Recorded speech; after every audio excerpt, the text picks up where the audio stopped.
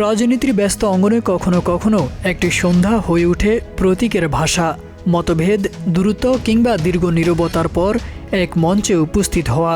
সেটি শুধু আনুষ্ঠানিকতা নয়, অনেকের চোখে সম্ভাব্য নতুন সমীকরণের ইঙ্গিত। রাজধানীতে আয়োজিত এক ইফতার মাহফিলকে ঘিরে ঠিক এমনই আলোচনা শুরু হয়েছে রাজনৈতিক মহলে। চলো একসাথে গড়ি বাংলাদেশ, যেন এই প্রত্যয়কে সামনে রেখে বাংলাদেশ জামায়াতে ইসলামী আয়োজিত ইফতার মাহফিলে যোগ দিয়েছেন প্রধানমন্ত্রী তারেক রহমান। ২৮শে ফেব্রুয়ারি বিকেলে চীন মৈত্রী সম্মেলন কেন্দ্রে দেশের বিশিষ্ট ব্যক্তিদের সম্মানে অনুষ্ঠিত এই আয়োজনে তার উপস্থিতি রাজনৈতিক মহলে বিশেষ গুরুত্ব পেয়েছে। এ সময় তারেক রহমান বলেন, বাংলাদেশের মানুষ আজ অনেক প্রত্যাশা নিয়ে, অনেক আকাঙ্ক্ষা নিয়ে, অনেক আশা নিয়ে আমাদের সবার দিকে তাকিয়ে আছে। আজ আমাদের এই ইফতার মাহফিলে আমরা আল্লাহর নামে শপথ গ্রহণ করি, আমাদের আগামী দিনের কাজগুলো হবে এদেশের মানুষের ভাগ্য পরিবর্তনের জন্য।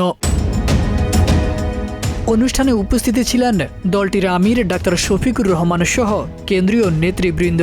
আরও উপস্থিত ছিলেন ন্যাশনাল ডক্টরস ফোরাম NDF এর ঢাকা মহানগরী উত্তরের আমির ডাক্তার SM খালিদুজ্জামান। সব মিলিয়ে এই ইফতার মাহফিল কেবল ধর্মীয় আয়োজন নয়, বরং অনেকের কাছে ভবিষ্যৎ রাজনৈতিক সমীকরণের এক সম্ভাব্য ইঙ্গিত। সময়ই বলবে এই উপস্থিতি সাময়িক সৌজন্যে সীমাবদ্ধ থাকবে নাকি সত্যিই কোনো নতুন অধ্যায়ের সূচনা করবে। তারেক আজিজ খান, প্রজন্ম 24।